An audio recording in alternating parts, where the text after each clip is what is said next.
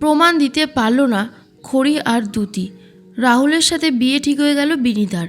সম্পূর্ণ জানতে ভিডিওটিতে একটি লাইক করে শেষ পর্যন্ত দেখতে থাকো। হ্যালো বন্ধুরা, টলিউড স্টুডিও পাড়া চ্যানেলে তোমাদেরকে স্বাগত।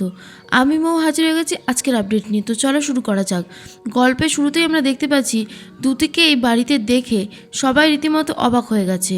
তখন দ্যুতিকে প্রশ্ন করছে, তুমি এই বাড়িতে কি করছো, কেন চলে যাচ্ছ না, হ্যাঁ কি চাই এই বাড়িতে? তখন মঞ্জিরা বলছে, খড়ি এসব কি হচ্ছে? তুমি তোমার দিদিকে আমার চোখের সামনে থেকে নিয়ে যাও। দ্যুতিকে আমি সহ্য করতে পারি না, নিয়ে যাও আমার চোখের সামনে থেকে। আর তখন দেখা যাচ্ছে যে খড়ি বলছে, ম্যাডাম আজকে আমার দিদির কথাটা আপনি শুনুন, তাহলে আপনাদের প্রশ্নের সমস্ত উত্তর আপনারা পেয়ে যাবেন। দয়া করে ওর কথাটা একটু শুনুন। আর তখন পারমিতা বলছে, তোমার দিদির কথা কি শুনবো, আর কেনই বা শুনবো? আমাদের অত টাইম নেই, দেখছো না বাড়িতে একটা অনুষ্ঠান চলছে, তুমি এখন তোমার দিদিকে নিয়ে এসছো কথা শোনাতে? যাও বেরিয়ে যাও। তখন মঞ্জিরা বলছে, খড়ি আমি ভালো করে বলছি, তোমার দিদিকে নিয়ে এখান থেকে বেরিয়ে যাও, তোমার দিদিকে বের করে দাও, এখানে কিন্তু আমরা কেউই ওকে সহ্য করতে পারছি না। এরপর তখন খড়ি বলছে, আমি সবার কাছে একটু হাত জোর করে বলছি, আমার দিদি কি বলতে এসছে দয়া করে আপনারা শুনুন। এরপর খড়ি কুণালকে বলছে যে, কুণালবাবু দয়া করে মিডিয়ার লোকদের এখান থেকে বার করে দিন, একটা সিক্রেট হবে, সেটা হয়তো আপনাদের পরিবারের জন্য ভালো হবে না। কুণাল বলছে, আচ্ছা ঠিক আছে। তখন দ্যুতি বলছেন, না ওনারা কোথাও যাবে না, যা কথা হবে ওনাদের সামনেই হবে। তখন পারমিতা বলছে, কি মুশকিল তো বড় বৌদি, দেখছো এখনও যাচ্ছে না, এইসব করলে ভালো লাগে? বিনীতার আর রাহুলের এঙ্গেজমেন্টটা তো দেরি হয়ে যাচ্ছে। এরপর যে এঙ্গেজমেন্ট রিংটা রাহুলের হাত থেকে পড়ে গেছিলো, সেই রিংটাই তুলেছে দ্যুতি আর বলছে, রিংটা কত সুন্দর তাই না? এই সেম রিং আমার কাছেও একটা আছে রাহুল, তুমি আমায় পরিয়ে দিয়েছিলে, মনে পড়ে সেই দিনটার কথা? রাহুল খুব ভয় পেয়ে যায়। রাহুল ভাবে যে কি বলতে চাইছে দ্যুতি এসব।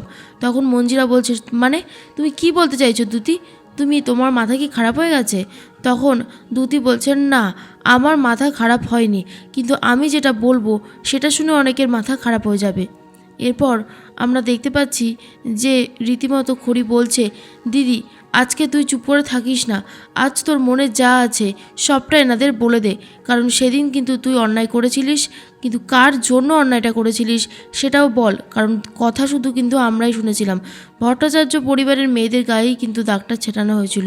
তাই বলছি যে এদেরকে আজকে কোনোভাবেই ক্ষমা করিস না, তোর সাথে যা যা হয়েছে প্রথম থেকে শেষ পর্যন্ত সবটাই বলতে থাক। এরপর তখন দ্যুতি বলছে যে, আজ আমি সবটাই বলতে এসেছি রাহুল, তুমি যেই অন্যায়টা করেছো তার কোনো ক্ষমা হয় না। যখনই বারবার বলেছি রাহুল আমাদের বিয়েটা এবারে করে নেওয়া দরকার, আমাদের সম্পর্কের কথা বাড়িতে জানিয়ে দাও, তখনই পুরোপুরি এড়িয়ে গেছো। আর আজ আজ তুমি এই মেয়েটার সাথে এখানে এঙ্গেজমেন্ট করছো, আর আমাকে তুমি ইউজ করেছো শুধু। তখন দাদু বলছে, কি বলছে রাহুল এই মেয়েটা, উত্তর দাও, কথার উত্তর দাও, চুপ করে আছো কেন? তখন পারমিতা বলছে, বাবা তুমি বুঝতে পারছো না, এইসব মিডল ক্লাস ফ্যামিলির মেয়েদের একটাই উদ্দেশ্য থাকে, আর সেটা হলো বড় লোকদের টাকা দেখলেই ঝাঁপিয়ে পড়া। তুমি বুঝতে পারছো না তুমি? অন্যদিকে দেখা যাচ্ছে প্রসূন বলছে যে, এ নিশ্চয়ই বিনা নেমন্তন্নয় খেতে চলে এসেছে। আরে ঠিক আছে ঠিক আছে, আমাদের বাড়িতে এরকম অনেক খাবার আমরা দিয়ে থাকি। তখন মধুশ্রী বলছে, তুমি চুপ করবে প্রসূন, তুমি কিন্তু অতিরিক্ত করছো। এরপর দেখা যাচ্ছে যে বনি বলছে যে, ও বিষমশাই আমরা খেতে আসিনি বুঝেছেন। পারমিতা বলছে, বাইরে খাবার যে যা দরকার তা খেয়েই চলে যাও, বুঝেছ, একদম আমাদের এখানে আসবে না। তখন দ্যুতি বলছে, আমি খেতেও আসিনি আর আমি অপমান পেতেও আসিনি, আজ আমি যেটা করতে এসেছি সেটা হলো আপনাদের এই ভালো মানুষের মুখোশটা টেনে খুলে দিতে এসেছি। রাহুল বলছে, দ্যুতি তোমাকে আমি বারবার সেদিন বারণ করেছিলাম, তুমি কি আমার কোনো কথা শুনবে না? তোমার কি আমার ওপর একটু ভরসা নেই? দ্যুতি বলছে, না রাহুল তোমার ওপর আর কোনো ভরসা নেই, আর থাকবেই বা কী করে? যেই অন্যায়টা তুমি আমার সাথে করেছো তারপরে তুমি কোন সাহসে মুখ খুলে কথা বলো, আমি মাঝে মধ্যে সেটাই বুঝতে পারি না। এরপর তখন বিনীতা বলছে, রাহুল ব্যাপারটা কি, এই মেয়েটা কেন এরকম করছে, আর এরকমভাবে বিয়ের ড্রেসে কেন তোমাকে জাজ করছে? তখন মঞ্জিরা বলছে, কি ব্যাপার রাহুল তুমি চুপ করে আছো কেন, মুখটা খোলো। তখন দ্যুতি বলছে, ও আর কি মুখ খুলবে, ওর কোনো মুখ খোলার মতন কথা নেই, কথা যা আছে সব কিছু আমার আছে। দিনের পর দিন রাহুল আমাকে ভালোবেসে গেছে, কিন্তু ও বিয়ের কথা বলে পুরোপুরি এড়িয়ে গেছে। ও আমাকে কথা দিয়েছিল যে খড়ি আর ঋদ্ধির বিয়ে হয়ে যাওয়ার পরেই আমাদের বিয়েটা হবে, কিন্তু ও আমাকে বিয়ে না করে এই মেয়েটাকে বিয়ে করছে, আর সেটা আমি কী করে মেনে নেব? আমি শুধু রাহুলকে ভালোবাসি। তখন খড়ি বলছে, কি রাহুলবাবু, কি ভেবেছিলেন যে ভট্টাচার্য পরিবারের মেয়েরা খুবই দুর্বল, আপনি ইউজ করে ফেলে দেবেন, কেউ কিচ্ছু বলবে না? সেটা আপনি ভুল ভেবেছিলেন। তখন ঋদ্ধি বলছে, রাহুল তুই মুখ বন্ধ করে কেন আছিস? সত্যিটা আমাদেরকে বল, কেন চুপ করে আছিস? তখন রাহুল বলছে, আচ্ছা ব্রো, আমি কি সত্যি কথা বলবো? আমি দ্যুতিকে কোনো দিন ভালোবাসি না, আর আমার স্ট্যান্ডার্ডের সাথে ওর স্ট্যান্ডার্ড কখনো ম্যাচ করে? তোরা এইসব কি বলছিস? তখন দেখা যাচ্ছে দ্যুতি বলছে, তাই নাকি রাহুল, তাই নাকি? আমার স্ট্যান্ডার্ডের সাথে তোমার স্ট্যান্ডার্ড মেলে না, তাই না? আর যখন তুমি আমাকে বিয়ের আসর থেকে নিয়ে চলে গেছিলে, তখন মঞ্জিরা বলছে, তুমি এটা কি বলতে চাইছো দ্যুতি? দ্যুতি বলছে, যেটা বলছি সেটা একদম ঠিক বলছি। এর বিয়ের দিন, ঋদ্ধির আর আমার বিয়ের দিন আমাকে বিয়ের আসর থেকে নিয়ে গেছিলো এই রাহুল। কথা দিয়েছিল আমাকে বিয়ে করবে, কিন্তু আজ পর্যন্ত ও বিয়ের কথা তো দূর, বাড়িতে আমাদের সম্পর্কের কথাটাও জানাতে পারিনি।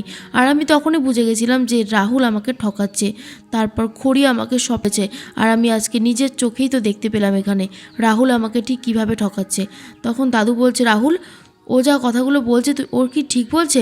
রাহুল চুপ করে থেকো না, চুপ করে থাকা মানে কিন্তু তুমি এই অন্যায়গুলো করেছো। তখন পারমিতা বলছে, এই মেয়ে, তোমার এত বড় সাহস, তুমি আমার ছেলের গায়ে এরকমভাবে কলঙ্কের দাগ লাগাচ্ছ? খড়ি বলছে, কলঙ্কের দাগ আগে থেকে লাগা ছিল, আপনি দেখতে পাননি। আর সঠিক সময়ে আপনি যদি আপনার ছেলেকে কন্ট্রোল করতেন, শিক্ষা দিতেন সঠিক, তাহলে হয়তো আজকের দিনটা দেখতে হতো না। ও কোনো মেয়েকে এরকমভাবে নষ্ট করার মতো সাহসটা দেখাতো না, বুঝেছেন? পারমিতা বলছে, খড়ি তোমরা কিন্তু আমার ধৈর্যের সীমা পেরিয়ে যাচ্ছ, আমি কিন্তু এবার প্রচণ্ড রেগে যাচ্ছি। বিনীতার মা অর্থাৎ তনয়া বলছে, তাহলে কি আমি রাহুলের সাথে আমার মেয়ের বিয়ে ঠিক করে ভুল করলাম? সে কি রাহুল, রাহুল তুমি অন্য একজনকে ভালোবাসো? বিয়ের দিন সেই মেয়েটাকে নিয়ে পালিয়ে গেছো? এটা কি শুনছি আমি? তখন পারমিতা বলছে, না না তনয়া, তোমার ভুল হচ্ছে। এই মেয়েটা প্রচণ্ড ধুরন্ধর, এই মেয়েটাই এইসব প্ল্যান করেছে। আমার ছেলে বড়লোক বাড়ির জামাই হচ্ছে, সেটা এরা কিছুতেই সহ্য করতে পারছে না, তাই এসব করছে। তুমি কিছু চিন্তা করো না। দেখো দ্যুতি, আমি কিন্তু তোমাকে বারবার বলছি এই বাড়ি থেকে বেরিয়ে যাও, না হলে কিন্তু গায়ে হাত উঠে যাবে। খড়ি বলছে, এতই সহজ নাকি গায়ে হাত তোলা? আপনার ছেলে যা অন্যায় করেছে, আমার ইচ্ছে করছে ওর গালে ঠাস ঠাস করে দুটো চড় মারতে। তখন রাহুল বলছে, দেখো দ্যুতি, আমি তোমাকে ভালোবাসি না, আর তোমার স্ট্যান্ডার্ডের সাথে আমার স্ট্যান্ডার্ড মেলেও না, তাই তুমি এই সমস্ত অন্যায় বলছো সেগুলো কেউ বিশ্বাস করবে না। তোমাদের কাছে কি কোনো প্রমাণ আছে? কোনো প্রমাণ? হ্যাঁ, প্রমাণ নেই, তুমি কেন এরকম বলছো? এরপর ঋদ্ধি বলছে, খড়ি আপনার কাছে কি প্রমাণ আছে সেটা দেখান। খড়ি বলছে, দিদি এসে এখানে বলছে, সেটাই কি সব থেকে বড় প্রমাণ না? আর আপনি এখনও প্রমাণ চাইছেন? ঋদ্ধি বলছে যে হ্যাঁ, প্রমাণ দরকার, কারণ এখানে সবাই বিশ্বাস করবে এরকম একটা প্রমাণ দরকার। আর তখন দ্যুতি বলছে, প্রমাণ দেবো আমি প্রমাণ। যখন রাহুল আমার সাথে মিশতো তখন আমাকে দামি দামি gift, diamond ring, diamond necklace সব কিছু উপহার দিয়েছিল, আর সেগুলো আমি সাথে করে নিয়ে এসেছি, তাহলেই তো বোঝা যাবে। আর তখন খড়ি বলছে, এই দেখুন রাহুলবাবু, আমার হাতে প্রমাণ, আপনি এই জিনিসটা আমার দিদিকে দিয়েছিলেন, আর সেটা আপনি এত সহজে অস্বীকার করছেন। তখন ঋদ্ধি এসে বলছে, এটা তো একটা ফলস গয়না, নকল গয়না, এটা কি করে প্রমাণ হতে পারে? এই কথাটা শুনে রীতিমতো অবাক হয়ে গেছে খড়ি, কারণ রাহুল যে ঠগ সেটা আরও বেশি করে প্রমাণিত হয়ে গেল, সেটা খুব ভালো করে জেনে গেল খড়ি, কিন্তু প্রমাণ তো করতে পারলো না। এরপর তো রাহুল আর বিনীতার বিয়েও ঠিক হয়ে গেল। লাস্টে কি করবে খড়ি, তোমাদের কি মনে হচ্ছে কমেন্টসে জানাতে পারো।